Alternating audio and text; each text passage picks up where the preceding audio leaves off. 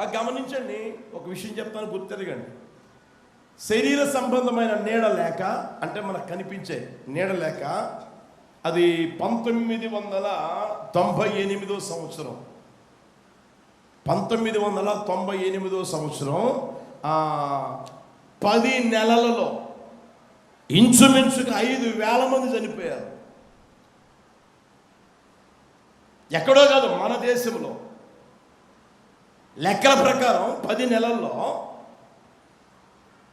వేడి తట్టుకోలేక, నీడ దొరకక 5,000 మంది చనిపోయారని లెక్కలు చెప్తా ఉన్నాయి. శరీర సంబంధమైన నీడ లేకపోతేనే, కంటికి కనిపించే నీడ దొరకకపోతేనే 5,000 మంది చనిపోయారు. మరి ఈ రోజున నీ వ్యక్తిగత జీవితం ఆలోచన చేయగలిగితే, ఆత్మ సంబంధంగా నువ్వు యేసు ప్రభుని నమ్మి విశ్వసించి నడిపించబడుతూ ఉన్నప్పుడు ఆత్మ సంబంధమైన నీడ నీకు లేకపోతే నువ్వు ఎంతగా చనిపోయి ఉంటావో ఆలోచన చేయి. ఆత్మ సంబంధంగా చనిపోయిన జీవితం నువ్వు జీవిస్తున్నావా? ఆత్మ సంబంధంగా చెడిపోయిన జీవితం, పాడైపోయిన జీవితం, ఎండిపోయిన జీవితం నువ్వు జీవించగలుగుతూ ఉన్నావా? అందుకనే నా ప్రభు అంటాడు, నీకు పరిపూర్ణమైన కాపుదల కలిగేటట్లుగా ఈ మాసములో నేను నీకు నీడగా ఉంటాను. హల్లెలూయా, హల్లెలూయా. నీకు ఇందాకే చెప్పా, ఆ మాటలు గమనించినప్పుడే దేవుని బిడ్డలారా, లోకములో పరిపూర్ణమైన కాపుదల అనేది మనకి కలగదు, ఎవరి ద్వారా కలగదు. బైబిల్లో మీరు ఆ విషయం గుర్తెరగాలనుకుంటే, లోతు కుటుంబం ఉంది. ఆ కుటుంబాన్ని కాపాడదామని దేవదూతలు వస్తే, ఆ దేవదూతలు వచ్చినప్పుడు వారితో కూడా తెగించి పాపము చేయాలని చిన్నల మొదలుకొని పెద్దల వరకు ఆ ఇంటి చుట్టూరు గుమికూడారు. ఆయన అంటాడు, లోతు అంటాడు, బాబు వారు నా ఇంటి నీడకు వచ్చి ఉన్నారు, వారు నా ఇంటి నీడకు వచ్చి ఉన్నారు, వారిని ఏం చేయమాకండి, కావాలంటే నాకు సంబంధించిన వాళ్ళు ఉన్నారు, వాళ్ళని మీరు ఏమైనా చేసుకోండి అన్న మాటలు బైబిల్లో గ్రంథస్థం చేయబడడం మనం గమనించగలుగుతా ఉన్నాం. ప్రియ దేవుని బిడ్డలారా, ఆ సమయంలో లోతు ఏమైనా వారిని కాపాడగలిగాడా? లోతు సంబంధించిన వారు ఏమైనా కాపాడగలిగారా? లోతుకి ఎంతమంది పరిచయం లేరు, ఎంతకాలమైంది ఆ ప్రాంతంలో ఉండి, ఆయన పరిచయస్తులు, ఆయనకు తెలిసిన వారు, ఆయనకు అయిన వారు ఏమండి ఎవరైనా కాపాడగలిగారా అంటే కాపాడలేకపోయారు. లోక సంబంధంగా గమనించు సహోదరుడా, సహోదరి, పరిపూర్ణమైన కాపుదల ఎక్కడా కలగదు. పరిపూర్ణమైన కాపుదల నీకు దయచేయగలిగిన వాడు నజరేయుడైన యేసయ్య మాత్రమే. ఆయనకే మహిమ కలుగును గాక. ఈ దావీదు మహారాజు ఆ మాటలు ఎందుకంటూ ఉన్నాడు? నన్ను కరుణించుము దేవా, నన్ను కరుణించుము, ఈ ఆపదలు తొలగిపోయే వరకు నేను నీ రెక్కల నీడన శరణజొచ్చి ఉన్నాను అని ఎందుకంటున్నాడు అని మనం గమనిస్తే, అక్కడే చూడండి 3వ చరణ గమనించండి. ఆయన ఆకాశము నుండి ఆజ్ఞ ఇచ్చి నన్ను రక్షించును, నన్ను ఏంటంట, ఆయన్ని మృంగేవారు ఉన్నారంట. అక్కడ ఆయన్ని మృంగేవారు, ఆయన కనపడకుండా ఉండాలి అని కోరుకున్న వారు అక్కడ ఉన్నారు. నన్ను మృంగగోరు వారు దూషణలు పలుకుతా ఉన్నారు, దూషిస్తూ ఉన్నారు, నిందిస్తూ ఉన్నారు, అవమానపరుస్తూ ఉన్నారు.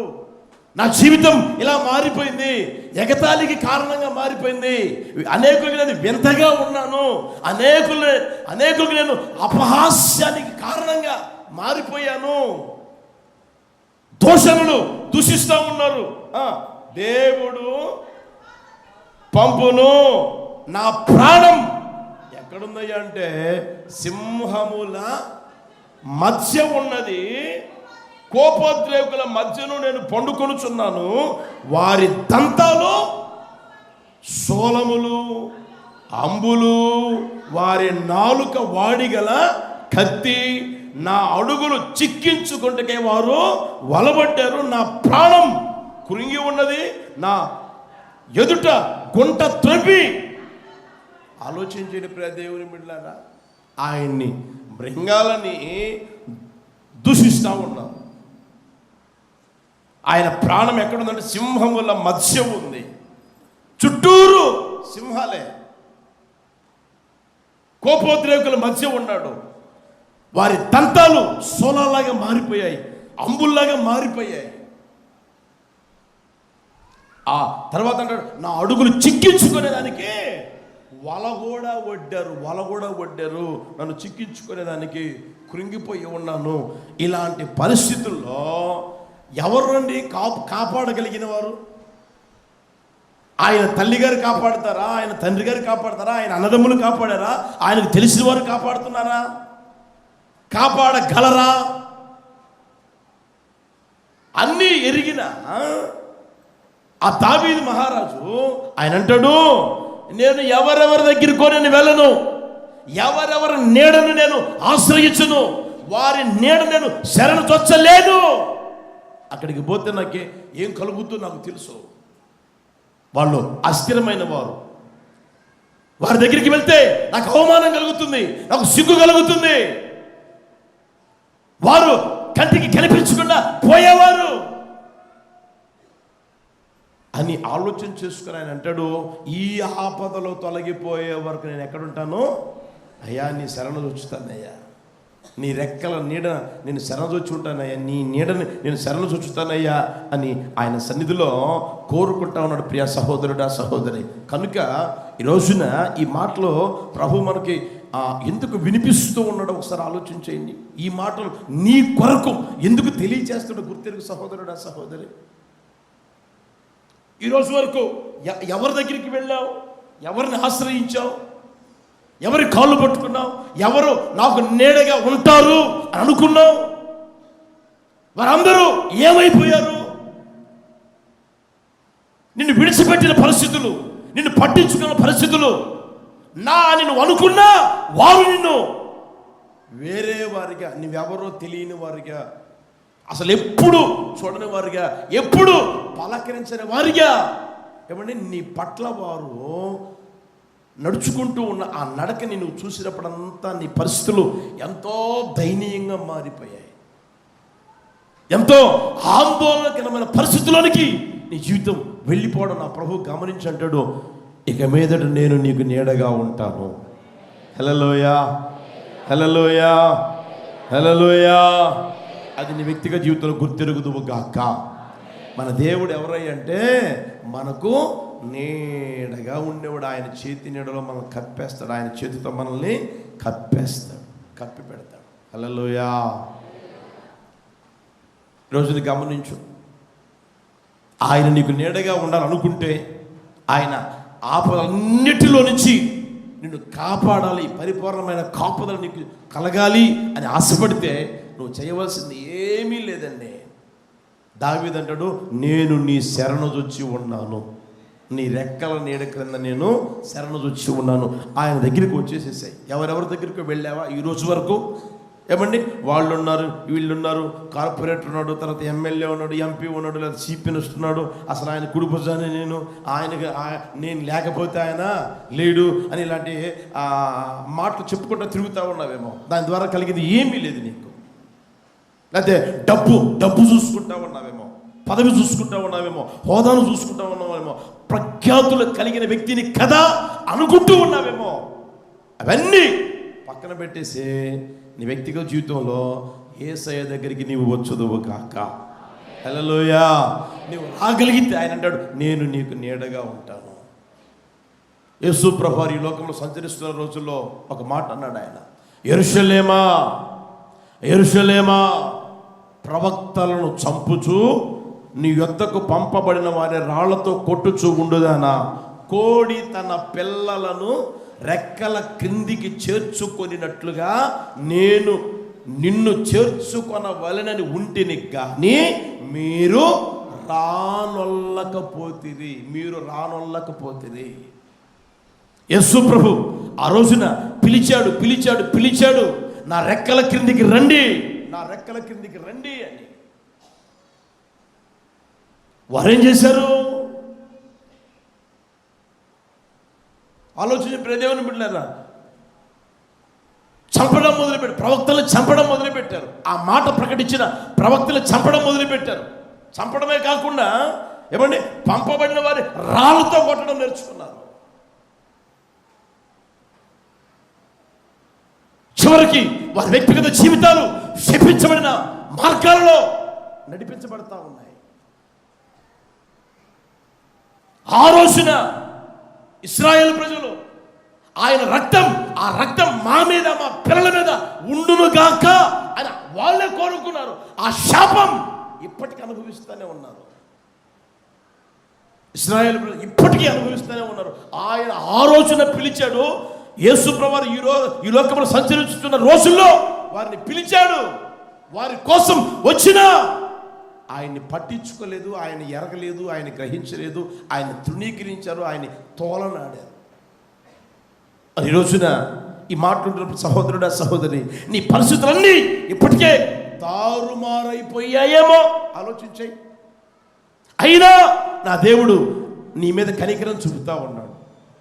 నా దేవుడు నీ మీద జాలి పడుతూ ఉన్నాడు. నా దేవుడు నీ పట్ల వాత్సల్యత చూపగలిగిన వానిగా ఈ రోజున ఆత్మస్వరూపిగా, అదృష్టదేవుడిగా సంచరిస్తూ ఈ మాటలు తెలియచేస్తా ఉన్నాడు. నా నీడకు వస్తావా, నేను నీకు నీడగా ఉంటాను. నా చేతితో నిన్ను కప్పేస్తా, నేను నీకు నీడగా ఉంటాను. ఆయన నీడ పరిపూర్ణమైన కాపుదల కలుగు చేస్తుంది. అది గుర్తెరుగుదువు గాక. హల్లెలూయా, హల్లెలూయా. ఆలోచన చేసుకుందువు గాక. హల్లెలూయా. నీ వ్యక్తిగత జీవితంలో ఎలాంటి ఆపదల మధ్యలో ఉన్నా, ఎలాంటి సమస్యల మధ్యలో ఉన్నా నువ్వేం చేయగలగల? నువ్వు పరిగెత్తుకుంటూ ఆయన నీడలోనికి వచ్చుదువు గాక. యెహోవా నామం బలమైన దుర్గం, నీతిమంతుడు అందులోనికి పరుగెత్తి సురక్షితంగా, క్షేమంగా, ఆనందంగా, సంతోషంగా, సమాధానకరంగా జీవిస్తూనే ఉంటాడు. ఆయన నామం బలమైన దుర్గం.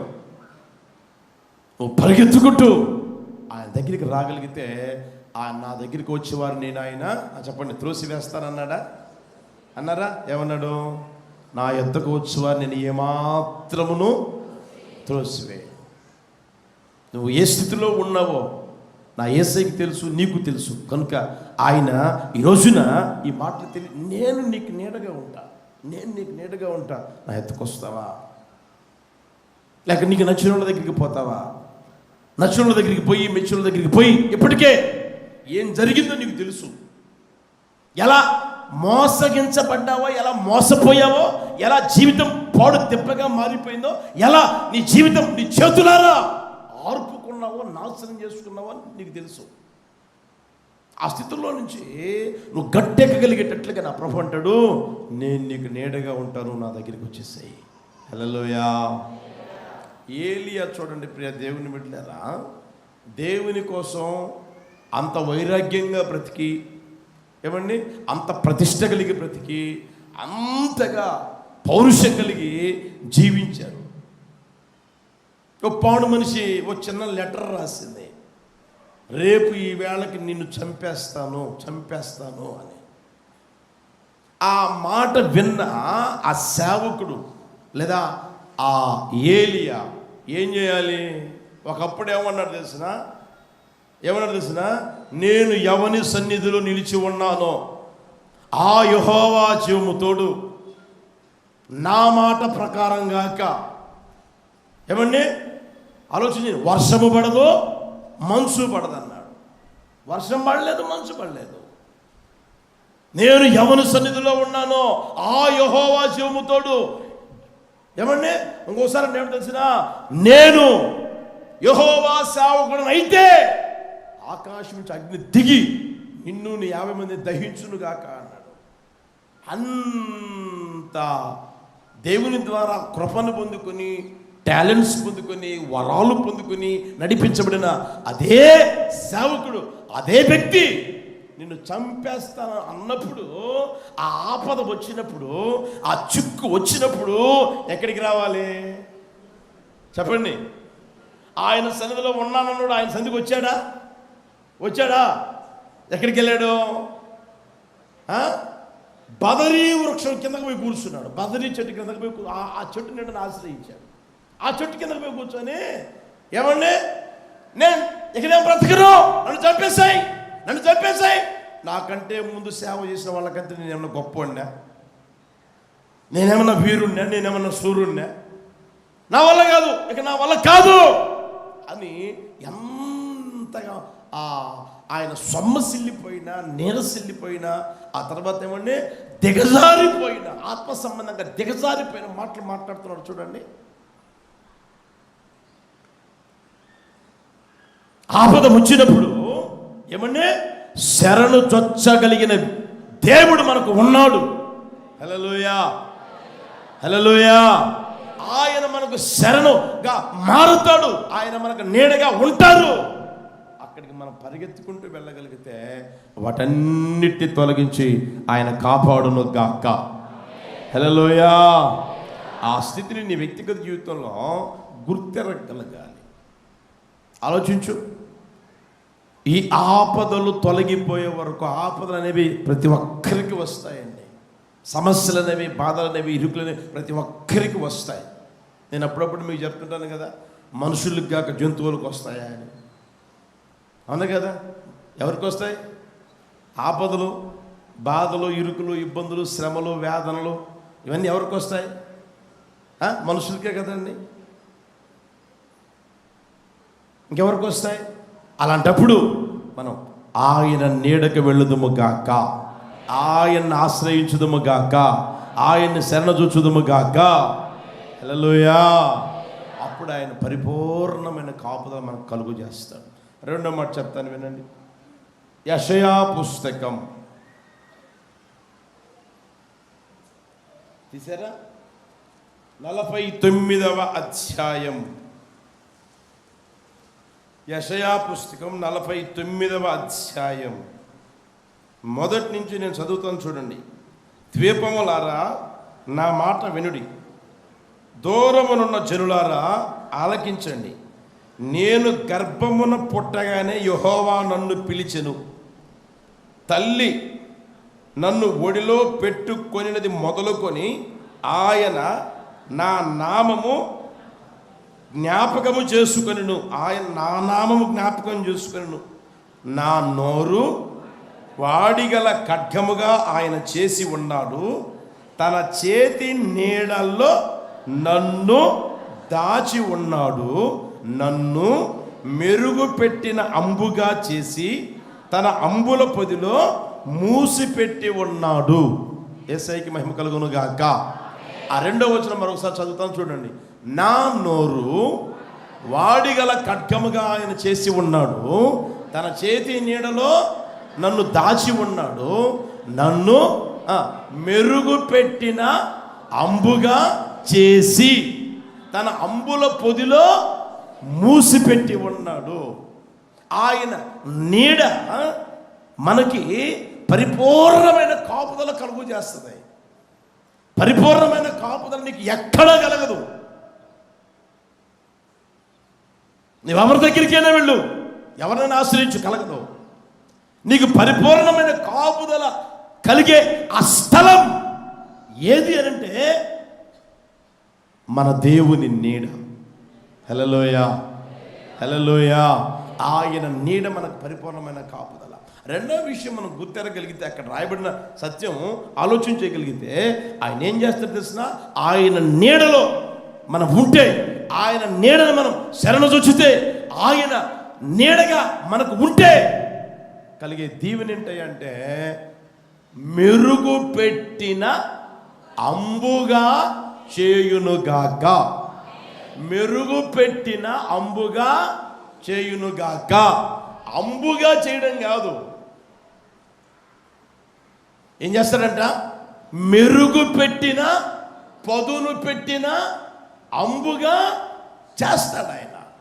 అంటే ఆయన ఒక ఆయుధంగా లేదా ఒక పాత్రగా ఆయన మనల్ని చేయునుగాక, నన్ను మెరుగుపెట్టిన అంపుగా ప్రభువు చేయునుగాక, మిమ్మల్ని మెరుగుపెట్టిన అంపుగా ప్రభువు చేయునుగాక, మీ పిల్లల్ని మెరుగు పెట్టిన అంపుగా చేయునుగాక. హల్లెలూయా. ఆయన నీడలో ఉన్న ఆశీర్వాదం అది. ఆయన నీడ మనం ఆలోచన చేయగలిగితే ఒక వర్క్షాప్ ఉంటుంది, పెద్ద వర్క్షాప్స్ ఉంటాయి. మీరు వెళ్ళి చూడండి కావాలంటే, అక్కడక్కడ రాసుంటే ఆటో నగర్కి వెళ్తే అక్కడ ఉంటాయి వర్క్షాప్ అని ఉంటాయి. ఆ వర్క్షాప్లోకి వెళ్తే మనకు అక్కడ ఏమన్నా కోసే మిషన్ కనపడుతుంది, కోత మిషన్ ఉంటుంది, కోసే మిషన్ ఉంటుంది, అవునా? ఇనుము కోసే మిషన్ కూడా ఉంటుంది అక్కడ, ఇనుము కోసే మిషన్ లేదా బ్లేడ్లు అవన్నీ ఉంటాయి. ఆ తర్వాత ఏమండి ఆ థ్రెడ్ వేసే ఆ మిషన్లు ఉంటాయి, రంధ్రాలు వేసే మిషన్లు ఉంటాయి. అక్కడికి పోయి చూడ వర్క్షాప్ అన్నప్పుడు ప్రతి సామాన్ అక్కడ ఉంటుంది. రెంచులు కానీ లేకపోతే అక్కడ మిషనరీ కానీ ఒక్కొక్కటి అక్కడ ఉంటుంది. అవన్నీ అక్కడ ఎందుకు ఉన్నాయి అని అంటే, తీసుకుపోయిన ఇనుముని నీకు అవసరమైన రీతిగా వస్తువుగా తయారు చేసేదానికి, పరికరంగా తయారు చేసేదానికి, ప్రయోజనకరమైన పరికరంగా తయారు చేసేదానికి, ప్రయోజనకరమైన ఆయుధంగా తయారు చేసేదానికి, ప్రయోజనకరమైన పని ముట్టుగా తయారు చేసేదానికి ఆ వర్క్షాప్ ఉంటుంది. ఇప్పుడు ఆయన నీడగా ఎందుకు ఉన్నాడయ్యా అంటే, మనల్ని ఆయన ప్రయోజనకరమైన పాత్రగా చేయడానికి. హల్లెలూయా, హల్లెలూయా. ఒకవేళ ఈరోజు వరకు నీ ద్వారా ఏమన్నా నీకే ప్రయోజనం లేని పరిస్థితి ఏమో.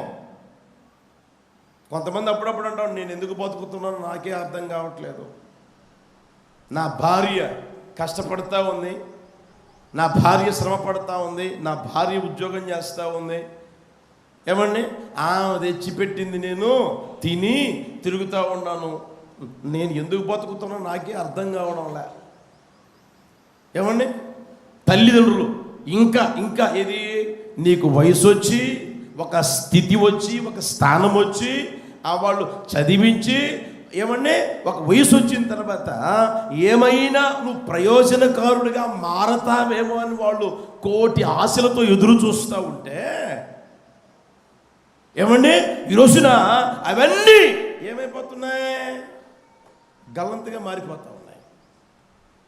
ఆశలన్నీ అడియాసలుగా మారిపోయాయి. ఎన్ని అవకాశాలు వచ్చినా నీ కొరకే ప్రభు అవకాశాలు కలుగ చేసినా ఆ అవకాశాలన్నీ ఏమంటే నీ చేతులారా జార విడుచుకున్న పరిస్థితులు, నీ చేతులారా జార విడుచుకున్న పరిస్థితులు. అయితే నా ప్రభు అంటాడు, నా నీడలో నీవు ఉండగలిగితే, నేను నీకు నీడగా ఉండగలిగితే నిన్ను మెరుగు పెట్టిన అంబుగా చేస్తాను. హల్లెలూయా. విశ్వసించుదురుగాక, విశ్వసించుదురుగాక. నిశ్చయముగా ఈ కార్యం ఈ మాసములో ఆయన ప్రతి ఒక్కరి జీవితంలో చేసి నడిపించునుగాక. మరి ఎవరి కొరకు ఈ మాటలు ప్రభు తెలియజేస్తూ ఉన్నాడు? వాగ్దానపూర్వకంగా, ప్రవచనపూర్వకంగా నా ప్రభు తెలియజేస్తూ ఉన్నాడు. విశ్వసించు సహోదరుడా, విశ్వసించు యవనస్తుడా, విశ్వసించు యవనస్తురాలా, నా ప్రభు నిన్ను మెరుగు పెట్టిన అంబుగా చేయునుగాక. హల్లెలూయా, హల్లెలూయా. చూడండి, ఇంట్లో షోకేసులు పెట్టుకుంటారు కదా, పెట్టుకోరా? షోకేసులు పెట్టుకుంటారు. షోకేసుల్లో ఎన్నెన్నో వస్తువులు రకరకాలవి ఏమండి తీసుకొచ్చి పెడతా ఉంటారు, కాదన్నంలే. అవి తయారు చేసింది ఎక్కడ చెప్పలేమండి, అర్థమవుతుంది. అవి తయారు చేసిన స్థలం ఒకటి ఉంటుంది, దాన్నే అంటారు వర్క్షాప్ అని. నీకు తెలీదు అది ఎలా తయారు చేశారో తెలీదు, ఎలా చేయబడిందో తెలీదు, ఎలా రూపుదిద్దుకున్నదో తెలీదు, ఎలా ఏమండి అలా చేశారో కూడా తెలియదు. నచ్చింది మెచ్చింది అని నీ దగ్గర పైసలు ఉన్నాయి కాబట్టి తీసుకొచ్చి అక్కడ పెట్టుంటావు. ఒక రోజున నీ చేతులతో లేదా నీ దగ్గర ఉన్న పైసలతో నువ్వు తీసుకురాక మునిపే అవి ఎక్కడున్నాయంటే సిద్ధపరచబడే స్థలములో ఉన్నాయి.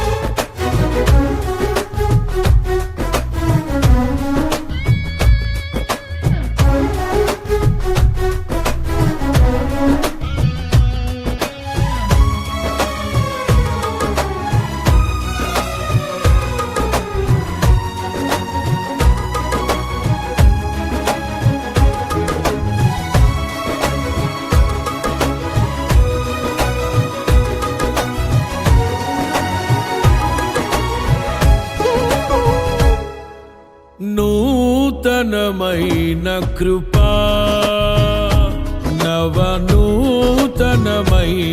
కృపా,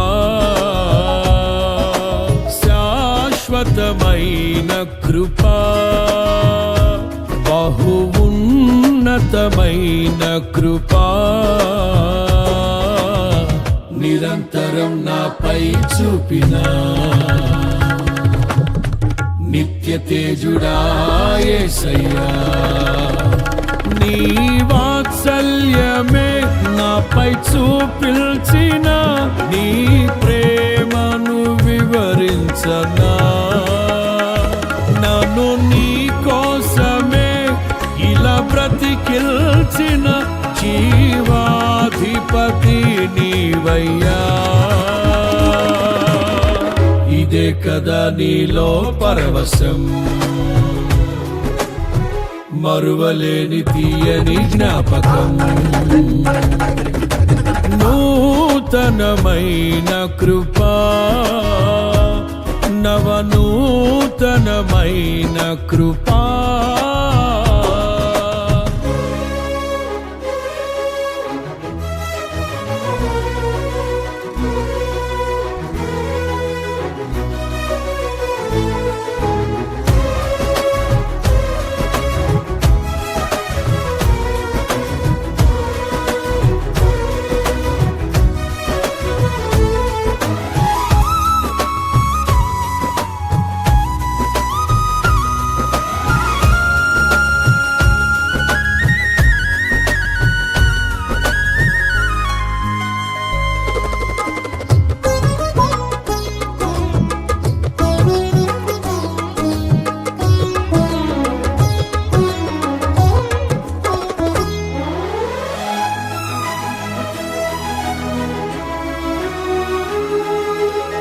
నా క్రయధనముకై రుధిరము కార్చితివి, ఫలవంతములైన తోటగా మార్చితివి.